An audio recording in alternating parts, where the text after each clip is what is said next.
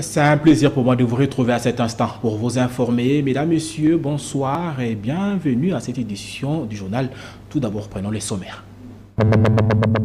Dans le cadre des raffermissements de relations bilatérales et de coopération, Félix Tshisekedi a eu un tête-à-tête avec son homologue du Congo-Brazzaville ce dimanche. La Banque mondiale débloque des millions de dollars américains en faveur de personnes ayant retourné dans leurs villages respectifs.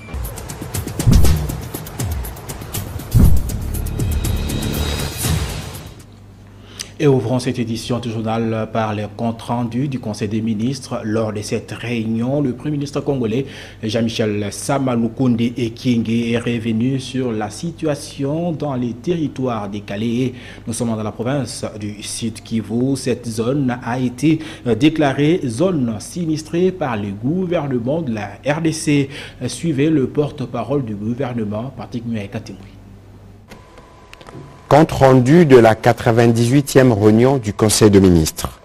Le Premier ministre chef du gouvernement, Jean-Michel Sama Lukonde Ekengue, a, au nom du président de la République, chef de l'État, présidé la 98e réunion du Conseil des ministres en visioconférence.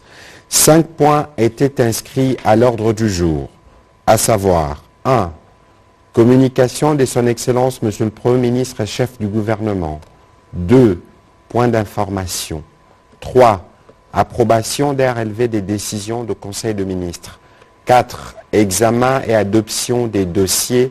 5. Enfin, examen et adoption de textes. La communication du Premier ministre chef du gouvernement a porté sur 5 points, à savoir 1. De la mission gouvernementale dépêchée à Calais et en province du Sud Kivu. Au regard du nombre de morts, évalué à ces jours à 438, de nombreux disparus, ainsi que des dégâts matériels importants, le Premier ministre chef du gouvernement, après consultation avec le président de la République chef de l'État, sur base du rapport de terrain et des propositions faites par le vice-premier ministre, ministre de l'Intérieur, a déclaré Calais zone sinistrée pour permettre une plus grande mobilisation de ressources nécessaires et apporter l'appui aux populations affectées. Au-delà des conséquences du changement climatique, à la cause de pluies diluviennes, cette situation donne au gouvernement l'occasion d'examiner les possibilités de la mise en œuvre de nouvelles stratégies d'exploitation minière artisanale, de préservation de la forêt et de l'aménagement des espaces d'habitation. Il a demandé aux ministres concernés, à savoir la ministre d'État, ministre de l'Environnement et Développement durable, le ministre d'État, ministre de l'Aménagement du territoire, ainsi que la ministre de Mines, de se concerter en vue de proposer, dans les meilleurs délais, un dossier méthodologique pour l'atténuation et la mitigation des effets du changement climatique par la prévention. Après Botswana, le chef de l'État congolais, Félix-Antoine Tshisekedi, est arrivé à Oyo. Nous sommes là au Congo-Brazzaville. Ce dimanche, il était prévu un tête-à-tête avec son homologue brazzavillois, Denis Sassou Nguesso, dans le cadre du raffermissement des relations bilatérales entre les deux pays. Reportage presse présidentielle. La restauration de la stabilité, la paix durable sur toute l'étendue de la RDC et le développement du pays constituent le leitmotiv des différents déplacements du président de la République Félix-Antoine Tshisekedi Tshilombo. Après un périple dans quelques pays de l'Afrique australe, ce samedi 13 mai, le chef de l'État est arrivé à Oyo, en République du Congo, à l'invitation de son homologue Denis Sassou Nguesso, qui est venu l'accueillir au pied de l'avion à l'aéroport de Lombo, où l'on a noté la présence des officiels congolais, notamment des députés et l'ambassadeur de la RDC en République du Congo, Christophe Muzungu. Les deux chefs d'État ont eu quelques échanges au salon d'honneur de l'aéroport avant de prendre place à bord d'un même véhicule, et le long cortège présidentiel s'est ébranlé vers la résidence du président congolais sur le site Golodoa. La visite du chef de l'État à Oyo s'inscrit dans le cadre du raffermissement de bonnes relations bilatérales séculaires, d'amitié et de coopération entre Kinshasa et Brazzaville. La dernière visite du président Félix Tshisekedi à Oyo, à 400 km de Brazzaville, remonte en février dernier. La coopération bilatérale et surtout la situation sécuritaire préoccupante dans l'est de la RDC étaient au menu de ces entretiens avec son homologue Denis Sassou Nguesso.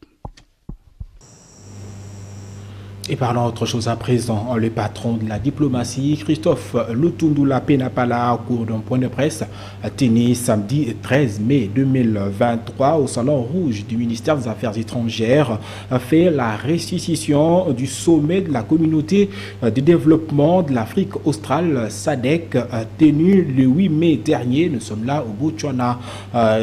Suivez ces récits de Dieu Merci Kanamboui. Le vice-premier ministre, ministre des Affaires étrangères et francophonie, Christophe Lutundula Penapala, a tenu ce samedi 13 mai 2023 au Salon Rouge du ministère des Affaires étrangères un point de presse consacré au sommet extraordinaire de la Troïka de l'organe de paix et sécurité de la communauté de développement de l'Afrique australe, SADC en sigle, et sur la visite officielle du chef de l'État, Félix Tshisekedi à Botswana. Avant de se livrer à la presse pour le jeu de questions-réponses, Christophe Lutundula a, à l'instar de Félix Tshisekedi à Windhoek en Namibie, fustigé le simulacre de retrait des éléments du M23 et surtout leur fraternité manifestée avec les troupes de l'EAC qui ont manqué d'accomplir, au regard des réalités sur terrain, l'essentiel du but pour lequel elles avaient été déployées dans le Nord Kivu.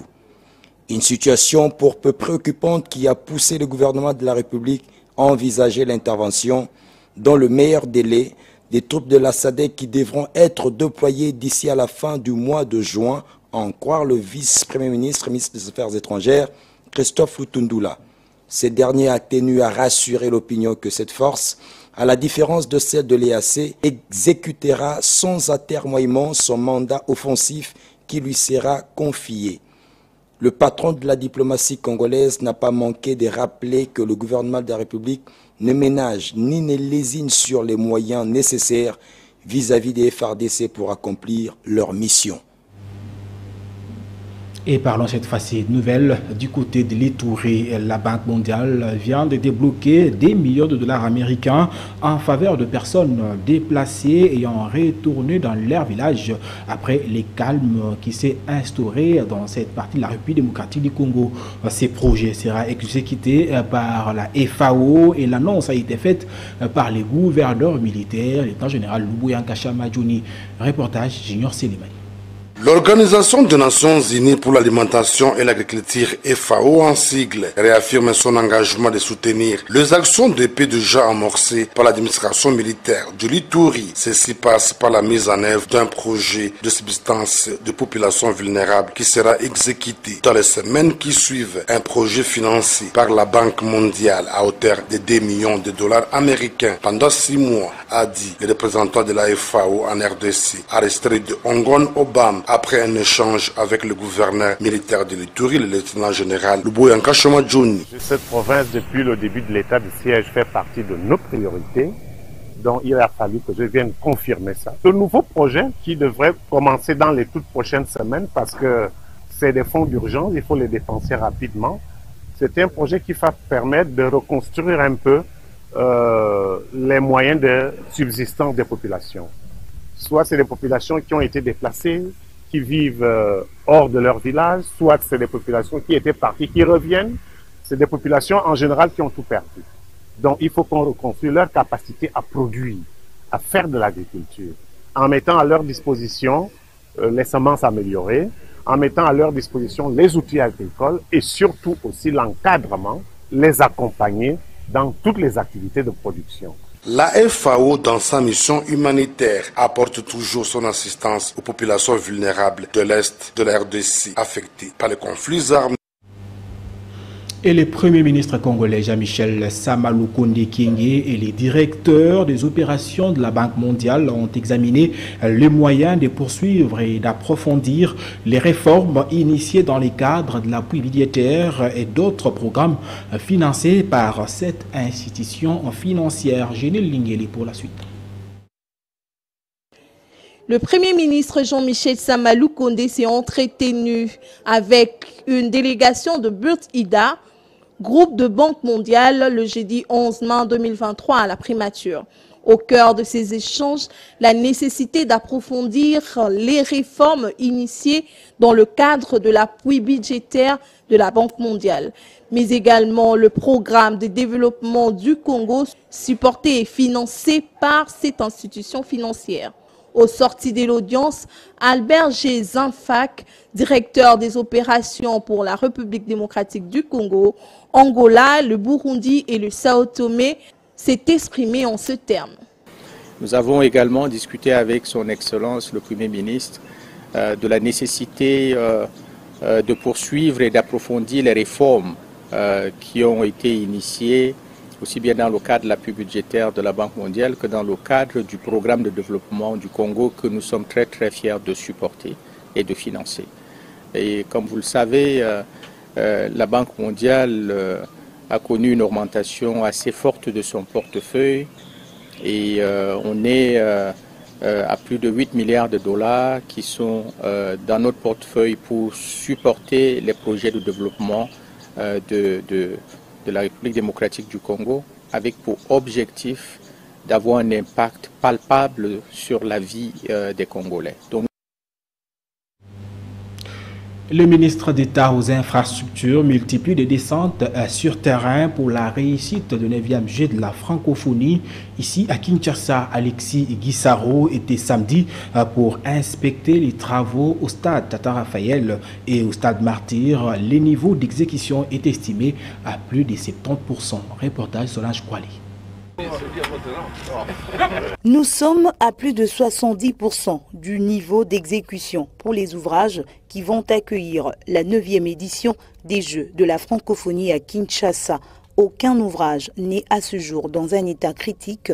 Toutes les mesures prises lors de la dernière descente du chef de l'État le 8 avril et celle du ministre d'État des ITP le 22 avril 2023 sont bien appliquées par les entreprises qui exécutent les travaux. Voilà le tableau dressé par le patron des infrastructures congolaises lors de sa visite d'inspection effectuée ce samedi 13 mai dans différents chantiers, notamment au stade Tata Raphaël, où sont construits les 15 bâtiments d'hébergement, le village de jeu, les annexes, l'asphalte, les assainissements, l'embellissement, le stade proprement dit en réhabilitation partielle, l'aire de jeu, salle de tennis, judo et lutte libre, la lutte africaine et au stade des Martyrs avec le gymnase jumelé, les conduits d'eau, les terrains de basketball, d'athlétisme, lancer et entraînement de course. Alexis Guissaro Mouvouni se dit satisfait de l'évolution des travaux. Aujourd'hui, nous pouvons considérer que nous sommes bien au-delà de 70% de niveau d'exécution sur le plan des ouvrages. Les mesures d'encadrement qui avaient été prises lors de la dernière visite du chef de l'État, c'est-à-dire d'assurer le transport aérien. Aujourd'hui, toutes ces commandes au niveau du transport aérien sont en train d'arriver à Kinshasa. Fin mai 2023, la plupart des ouvrages seront remis, rassure la tête couronnée des ITP. La République démocratique du Congo tient à ce que cette grande fête sportive et culturelle des pays membres de l'OIF se tienne dans le temps et avec les infrastructures qui répondent aux normes internationales. Et le gouverneur militaire de l'Ituri, lieutenant-général Lubuya Kachama Johnny, a rehaussé le moral des éléments des forces armées engagés dans les opérations contre les rebelles des ADF à Boga et Tchabi. Nous sommes là dans le sud du Romou. Reportage Junior Selemani.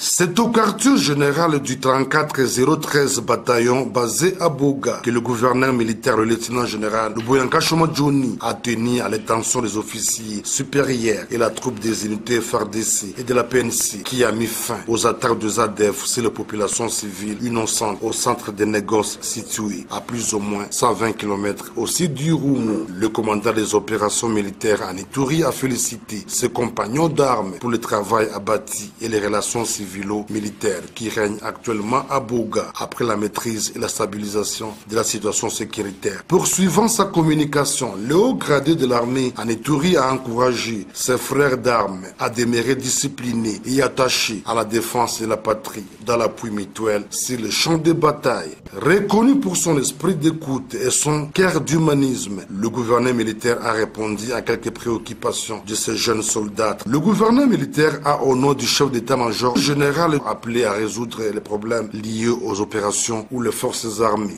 montent en puissance. Avant de prendre la direction de Tchabi et Bourassi, le gouverneur militaire avec sa suite a eu droit à un briefing opérationnel par le commandant 4013 bataillon, occasion pour le commandant des opérations militaires d'apporter les observations et donner les nouvelles directives opérationnelles en vue de redynamiser la traque contre les ADF pour la neutralisation définitive et restaurer l'autorité de l'État sur toute l'étendue de la province.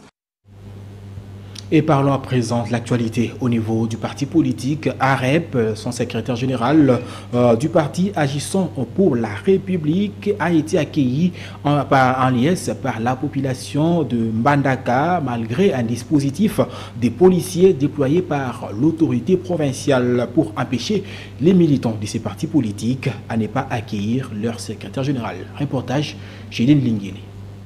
Tout est parti de l'aéroport national de Mbandaka jusqu'au siège provincial d'AREP où une foule a accueilli le secrétaire général Pascal Kanga et la délégation qui l'accompagnait composée de plusieurs hauts cadres du parti. Au sorti de l'aéroport, la population venue accueillir le secrétaire général Pascal Kanga et la délégation venue de Kinshasa, répondant à la demande de la population, celle de marcher à pied. Le secrétaire général et sa délégation ont parcouru près de 10 km pour atteindre le siège provincial du parti AREP dans la ville de Mbandaka. C'est dans la sérénité et dans une profonde satisfaction que la population a écouté le message du secrétaire général qui a été essentiellement axé sur les valeurs du parti et le soutien indéfectible au président de la République Félix Antoine Tshisekedi pour les élections de décembre 2023, pour lui, au PECI Fachi, au PECI AREP. Il a par ailleurs présenté les solutions de l'initiateur du parti Excellence Guy Luando Mboyo et son attachement à la population de Mbandaka. Au demeurant, l'autorité provinciale voulant empêcher à la population de communier aisément avec l'autorité d'AREP, les dispositions policières déployées tout au long de la ville en ont témoigné. Signalons que cette mission d'itinérance durera une semaine pour que la hiérarchie du parti s'imprègne de l'évolution d'AREP dans ces coins de la République. Et la Commission électorale nationale indépendante CENI n'a pas pu déployer le personnel ainsi que le matériel dans certains coins du pays à cause de l'insécurité qui persiste à Massissi, à Kwamut, à Maluku et une partie de la commune, une partie des Maluku et aussi dans le Rutshuru. Suivez Sylvie Birembano, questeur adjoint de la Commission électorale nationale indépendante. À CENI de déployer son personnel et le matériel dans le délai imparti à quelques endroits. L'insécurité persistante dans les territoires de Massissi, Rutshuru, Kwamut et une partie de la commune de Maluku, la CENI a rencontré quelques difficultés relatives à des pannes techniques des kits d'enrôlement, la lenteur de certains opérateurs de saisie, ont été également épinglés. En dépit de ces difficultés, le peuple congolais a massivement participé à l'enrôlement des électeurs. Les statistiques provisoires des enrôlés rendues publiques par la CENI en témoignent. C'est ici l'occasion pour la CENI de réitérer ses remerciements aux Congolaises et Congolais. En même temps, nous les invitons à se préparer pour les scrutins du 20 décembre 2023. La CENI exprime également sa reconnaissance au gouvernement de la République, aux parties prenantes au processus électoral tant national qu'international, pour leur accompagnement durant le processus électoral dans son volet enrôlement des électeurs.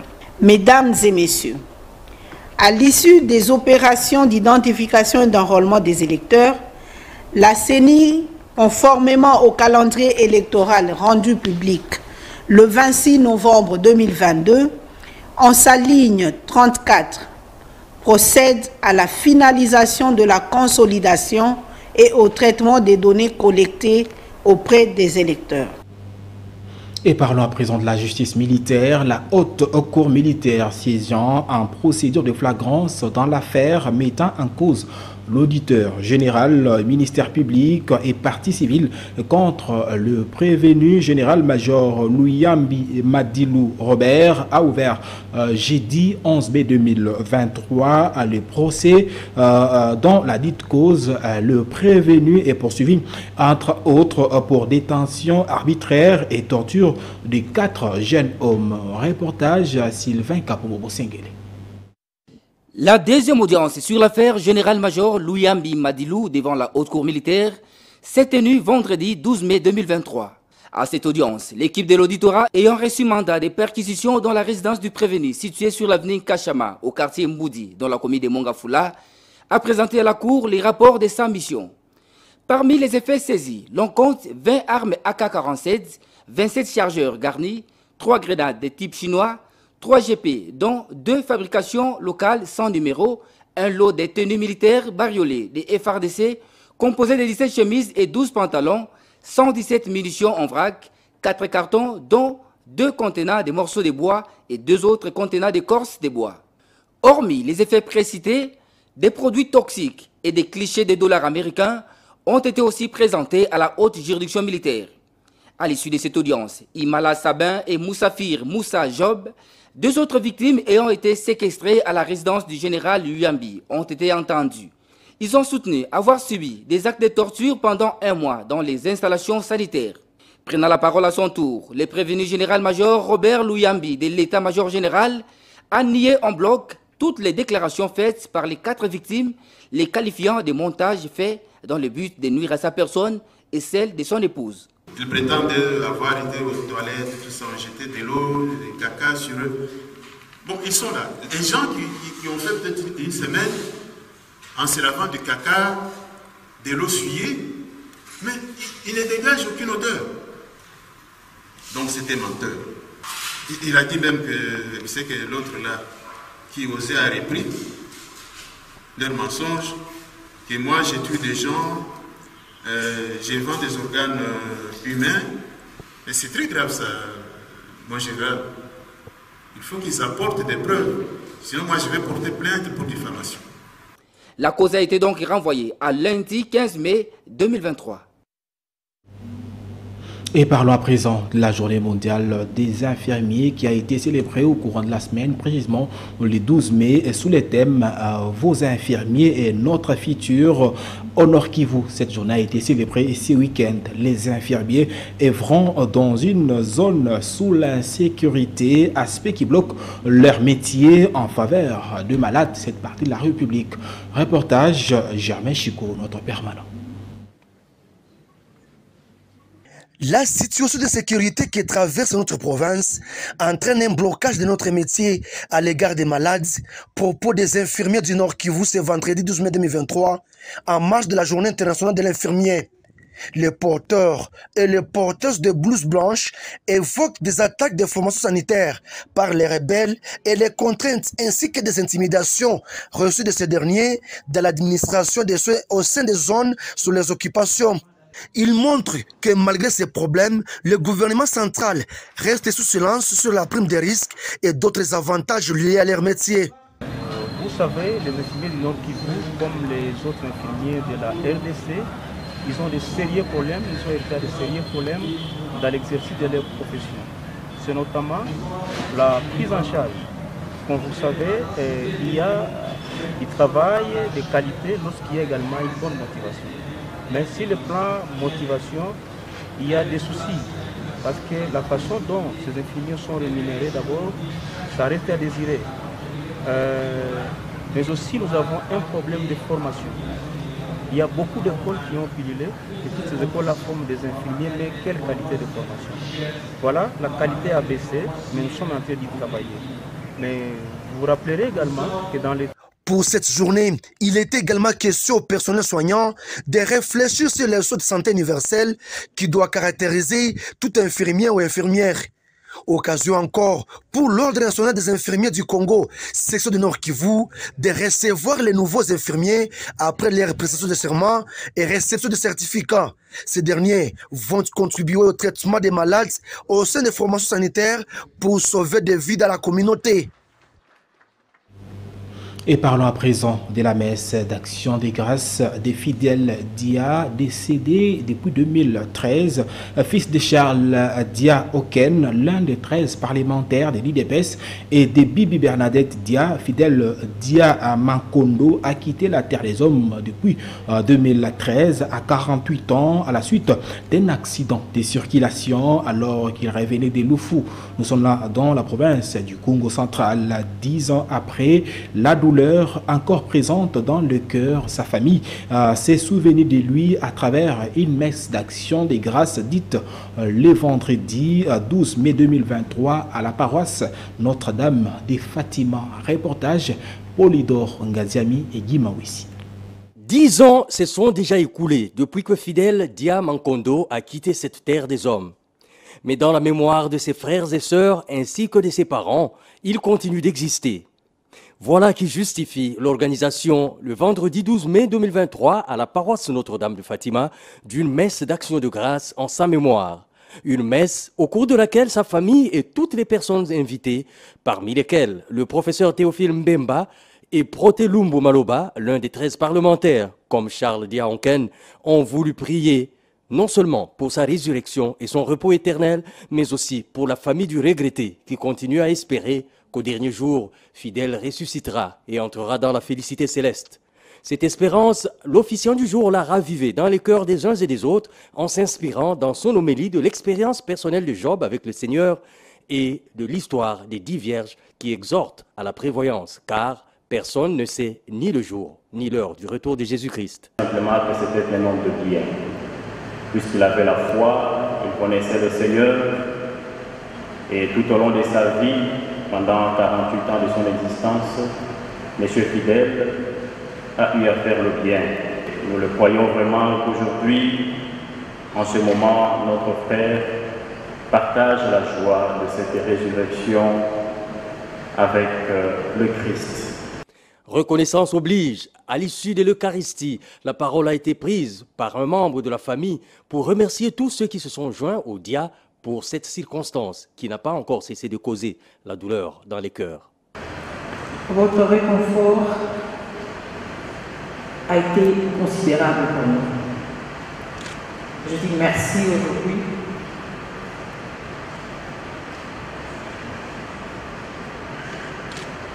Ces larmes sont le signe non seulement de l'amour que continuent de manifester les frères et sœurs de fidèles Dia Mankondo, mais aussi des bons souvenirs que ses amis gardent de lui. C'est lui qui m'a appris à conduire le vélo. Il était notre grand frère de 2-3 ans.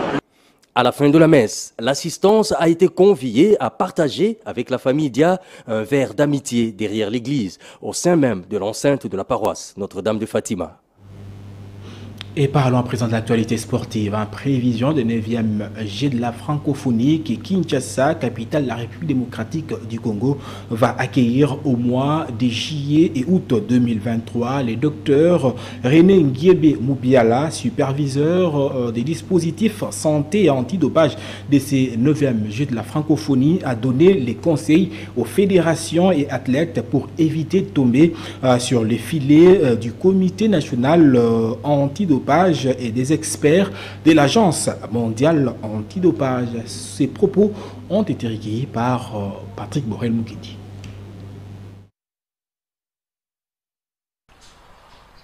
Au-delà du 9e jeu de la francophonie qui arrive, nous, sportifs de la RDC, nous devons prendre à bras le corps cette lutte contre le dopage parce que nous n'avons pas besoin, au vu de la qualité de nos athlètes, au vu des talents de nos athlètes, nous n'avons pas besoin de passer par tous ces produits qu'on vante ça et là, étant donné que ces produits ont malheureusement des effets secondaires qui peuvent nuire à la santé de nos athlètes, et qui dit santé, la santé de notre jeunesse, ça va avoir des répercussions sur l'économie du pays et sur la vie même du pays, si je peux me résumer ainsi. Donc, je demande à toutes les fédérations sportives de se conformer aux règles antidopage, parce que ces règles antidopage font partie des règles sportives et l'obligation de l'enregistrement fait partie également des violations des règles antidopage. Donc lorsque vous ne vous conformez pas à l'enregistrement, vous risquez également des sanctions, surtout que nous entrons maintenant dans la phase des sanctions. C'est par cet élément que nous mettons au point final à cette édition. Mais avant que l'on puisse se dire au revoir, prenons les rappels des titres.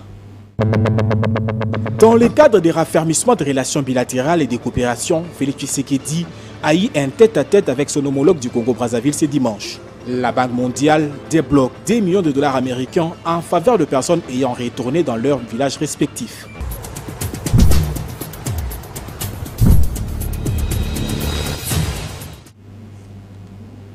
Merci à vous tous de nous avoir suivis. Le prochain rendez-vous avec l'actualité, c'est demain matin à 7h30 avec Patrick Borel-Moukedi. Au revoir.